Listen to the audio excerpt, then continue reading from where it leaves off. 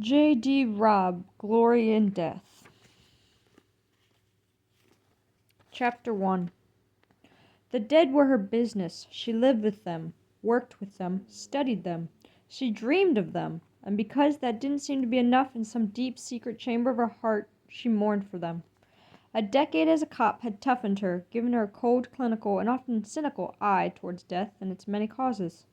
It made scenes such as the one she viewed now, on a rainy night, on a dark street, nasty with litter, almost too usual, but still, she felt.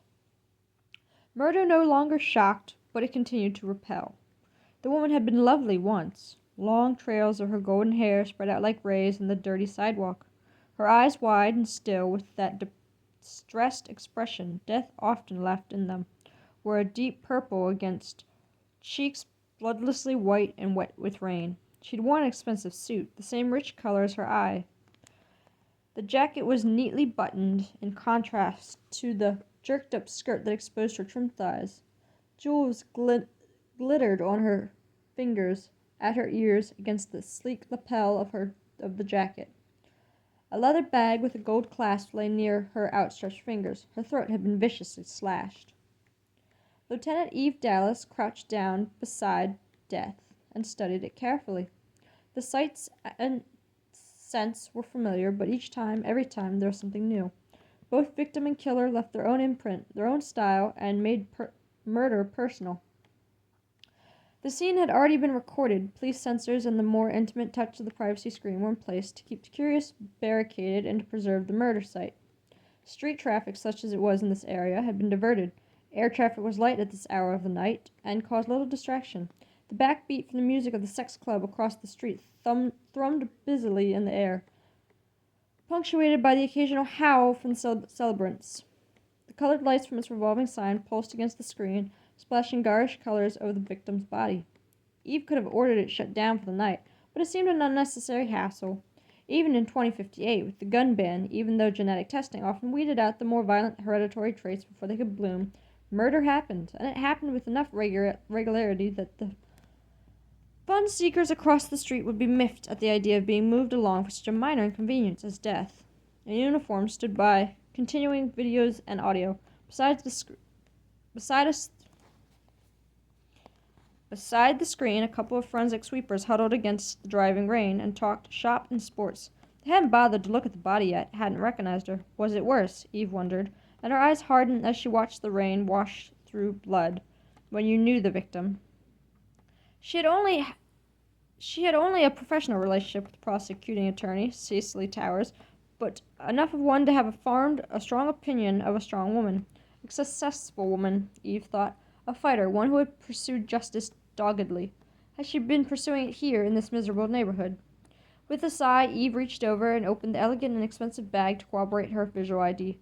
Cecily Towers, she said for the recorder, female, age 45, divorced. Resides 2132 East 83rd, number 61B. No robbery. Victim still wearing jewelry, and approximately, she flipped through the wallet, 20 in hard bills, 50 credit tokens, 6 credit cards left at the scene. No overt signs of struggle or sexual assault. She looked back at the woman sprawled on the sidewalk. What the hell were you doing out here, Towers? She wondered. Here, away from the power center, away from your classy home address. Dressed for business, she thought. Eve knew Cecily Towers' authoritative wardrobe well, had admired it in court and at City Hall.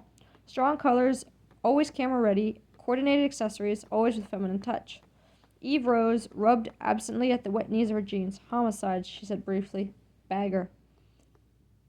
It was no surprise to Eve that the media had caught the scent of the murder and were already hunting it down before she had reached the glassy building where Cecily Towers had lived. Several remotes and eager reporters were camped on the pristine sidewalk. The fact that it was 3 a.m. and raining buckets didn't deter them. In their eyes, Eve saw the wolf gleam. The story was prey. Ratings the trophy. She could ignore the cameras that swung in her direction. The questions shot out like stinging darts. She was almost used to the loss of her anonymity. The case she had investigated and closed during the past winter had catapulted her into the public eye. The case, she thought, now, as she aimed a steely glance at a reporter who had the nerve to block her path and her relationship with Rourke. The case had been murder, a violent death, however, exciting, soon passed out of public interest. But Rourke was always news. What do you have, Lieutenant? Do you have a suspect? Is there a motive? Can you confirm that Prosecuting Attorney Towers was decapitated? Eve slowed her ground eating stride briefly and swept her gaze over the huddle of soggy, feral-eyed porters. She was tired and wet and revolted, but she was careful. She'd learned that if you gave the media any part of yourself, it squeezed it, twisted it, and wrung it dry. The department has no comment at this time other than that the investigating into Prosecuting Attorney Towers' death is proceeding. Are you in charge of the case? I'm primary, she said shortly, then swung between the two uniforms guarding the entrance to the building. The lobby was full of flowers, long banks and flows of fragrant, colorful blooms that made her think of spring in some exotic place. The island where she had spent 3 dazzling days with Rourke, while she had recovered from a bullet wound and exhaustion. She didn't take time to smile with the memory, as she would have under other circumstances, but flashed her badge and moved across the terracotted tiles to the first elevator. There were more uniforms inside. 2 were behind the lobby desk handling computerized security, others watched the entrance, still others stood by the elevator tubes. It was more manpower than necessary, but as PA Towers had been one of their own. Her apartment secured, Eve asked the closest cop. Yes, sir. No one's been in or out since your call at 0210. I'll want copies of the security disc. She stepped into the elevator. For the last 24 hours to start. She glanced down at the name on his uniform. I want a detail of 6 4-door-to-doors, beginning at 700, Biggs. Floor 61, she ordered, and the elevator's clear doors closed silently. She stepped out onto the 61st lush carpet and museum quiet. The halls were narrow, as they were in most mutual habitation buildings erected within the last half-century. The walls were flawlessly creamy white, with mirrors at rigid intervals to lend the illusion of space. Space was no problem within the units, Eve mused. There were only 3 on the entire floor. She had decoded the lock on 61B using her police and security MasterCard and had stepped into quiet elegance. Cecily Towers had done well for herself, Eve decided, and she liked to live well. As Eve took the pocket video from her field kit and clipped it onto her jacket, she scanned the living area. She recognized 2 paintings by a prominent 21st century artist hanging on the pale, rose-toned wall above a wide U-shaped conversation area, done in muted stripes of pinks and greens. It was her association with Rourke that had her identifying the paintings, and the easy wealth and the simplicity of decor and selected pieces. How much does a PA pull in per year, she wondered as the cameras recorded the scene. Everything was tidy, meticulously so. But then Eve reflected from what she knew of Towers, the woman had been meticulous in her dress, in her work, in maintaining her privacy. So what had an elegant, smart, and meticulous woman been doing in a nasty neighborhood in the middle of a nasty night? Eve walked through the room. The floor was white wood and shone like a mirror beneath lovely rugs that echoed the dominant colors of the room. On a table were framed holograms of children in varying stages of growth, from babyhood on through to college years, a boy and a girl, both pretty, both beaming. Odd, Eve thought. She'd worked with Towers on countless cases over the years. Had she known the woman had children? With a shake of her head, she walked over to the small computer built into the stylish workstation in the corner of the room. Again, she used her master key to engage it. List appointments for CC Towers, May 2nd. Eve's lips pursed as she read the data. An hour at an upscale private health club prior to a full day in a court, followed by 6 o'clock with a prominent defense attorney, then a dinner engagement. Eve's brow lifted. Dinner with George Hammett. Rourke's had dealing with Hammett, Eve remembered. She had met him now twice, and knew him to be charming and a canny man who made his rather exuberant living with transportation. And Hammett was Cecily Towers' final appointment of the day. Print, she murmured, and tucked the hard copy in her bag. She tried the telelink next, requesting all incoming and outgoing calls for the past 48 hours. It was likely she would have to dig deeper, but for now she ordered a recording of the calls, tucked the disc away, and began a long, careful search of the apartment. By 5 a.m., her eyes were gritty and her head ached. The single hours of sleep she had managed to tuck in between sex and murder was beginning to wear on her. According to known information, she said warily for the recorder, the victim lived alone. No indication from initial investigation to the contrary. No indication that the victim left her apartment other than voluntarily, and no record of an appointment that would explain why the victim traveled to the location of the murder. Primary had secured data from her computer and telelink for further investigation. Door-to-doors would begin at 0700, and building security disks would be confiscated. Primaries leaving victim's residence will be en route to victim's office in City Hall. Lieutenant Dallas, Eve, 0508. Eve switched off the audio and video and secured her field kit and headed out. It was past 10 when she made it back to Cop Central. In concession to her hollow stomach, she zipped through the eatery, disappointed, but not surprised to find most of the good stuff long gone by the hour. She settled for a soy muffin and what the eatery liked to pretend was coffee. As bad as it was, she downed everything before she settled in her office.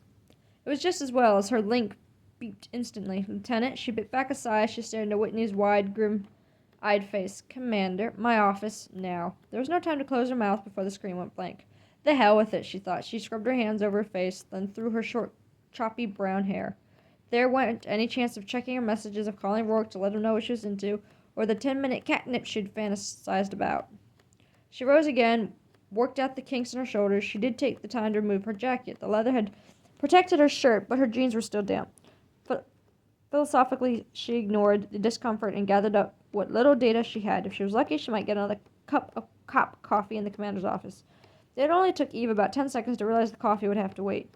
Whitney wasn't sitting behind his desk, as was his habit. He was standing facing the single wall window that gave him his personal view of the city he had served and protected for more than 30 years.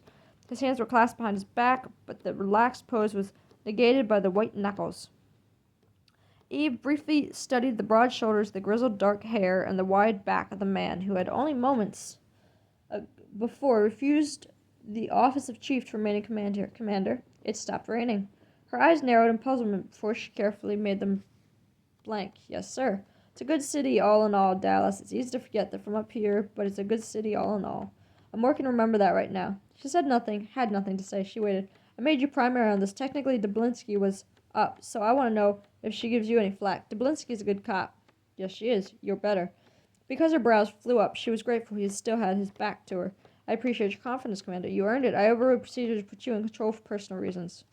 I need the best. Someone who will go to the wall and over it. Most of us knew PA Towers, Commander. There isn't a cop in New York who wouldn't go to the wall and over it to find who killed her.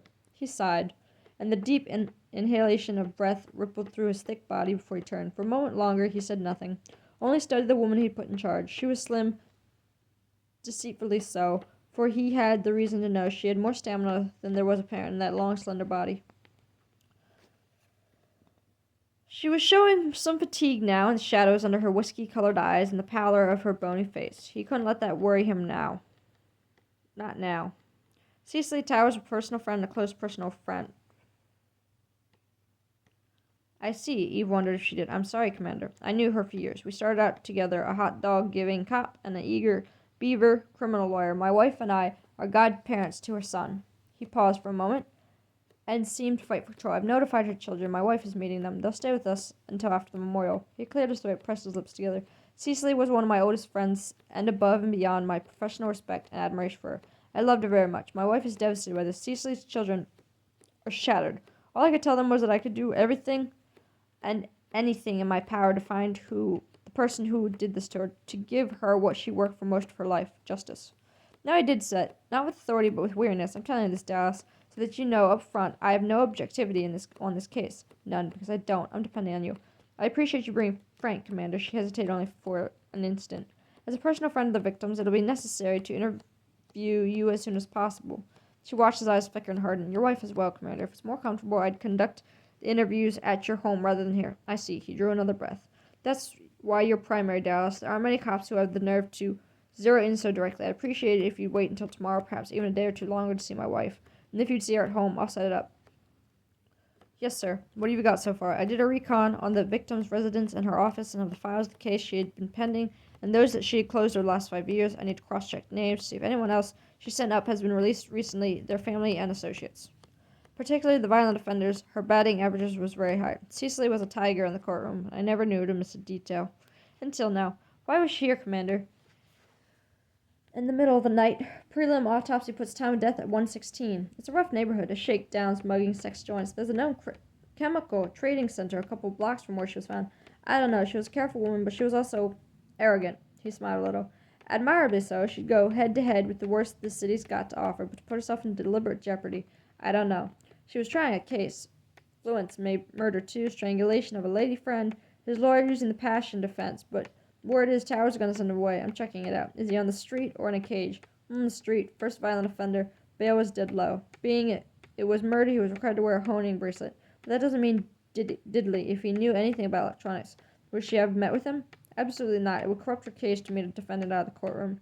Thinking of Cecily, remembering Cecily, Whitney shook his head. That she'd never risk. But he could have used other means to lure her there. Like I said, I'm checking it out. She had a dinner appointment last night with George Hammett. Do you know him? Socially, they saw each other occasionally. Nothing serious, according to my wife. She was always trying to find the perfect man for Cecily. Commander, it's best if I ask now, off the record. Were you sexually involved with the victim? A muscle in his cheek jerked, but his eyes stayed level. No, I wasn't. We had a friendship, and that friendship was very valuable. In essence, she was family. You wouldn't understand. Family, Dallas. No, her voice flat. I suppose not. I'm sorry for that. Squeezing his eyes shut, Whitney rubbed his hands over his face. That was uncalled for and unfair, and your question was relevant. He dropped his hands. You've never lost anyone close to you, have you, Dallas? Not that I remember. It shreds you to pieces, he murmured. She supposed it would. In the decades she had known Whitney, she had seen him furious, impatient, even coldly cruel, but she had never seen him devastated. If that was what was being close and losing did to a strange man, to a strong man, Eve supposed she was better off as she was. She had no family to lose, and only vague, ugly flashes of her childhood.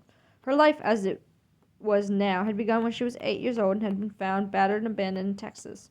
What had happened before that day didn't matter. She told herself constantly that it didn't matter. She had made herself into what she was, who she was. For friendship she had precious few she cared enough for, trusted enough in. As for more than friendship, there was Rourke. He had whittled away at her until she had given him more, enough more to frighten her at odd moments. Frighten her because she knew he wouldn't be satisfied until he had all. She gave him all, then lost him. Would she be in shreds? Rather than dwell on it, Eve doused herself with coffee and the remains of a candy bar she had unearthed in her desk. The prospect of lunch was a fantasy right up there with spending a week in the tropics. She sipped and munched while she scanned the final autopsy report on her monitor. The time of death remained as issued in the prelim, the cause a severed jugular and the resulting loss of blood and oxygen. The victim enjoyed a meal of sea scallops, wild greens, wine, real coffee, fresh fruit with whipped cream, and digestion estimated at 5 hours before death. The call had come in quickly. Cecily Towers had been dead only 10 minutes before a cab driver, brave or desperate enough to work the neighborhood, had spotted the body and reported it. First cruiser had arrived 3 minutes later. Her killer had moved fast, Eve mused. Then again, it was easy to fade into a neighborhood like that, to slip into a car, a doorway, a club. There would have been blood, the jugular gushed and sprayed, but the rain would have been an asset washing it from the murderer's hands. She would have to comb the neighborhood, ask questions that were unlikely to receive any sort of viable answers. Still, bribes often worked where procedures or threats wouldn't. She was studying the police photo of Cecily Towers with her necklace of blood when her link beeped. Dallas, homicide. A flash faced on her screen, a young, beaming Sly. Lieutenant, what's the word? Eve didn't swear, though she wanted. Her opinion of the reporters wasn't terribly high, but C.J. Morse was on the lowest end of her scale. You don't want to hear the word I've got for you, Morse. His round face lit with a smile. Come on, Dallas. The public's got right to know, remember? I got nothing for you.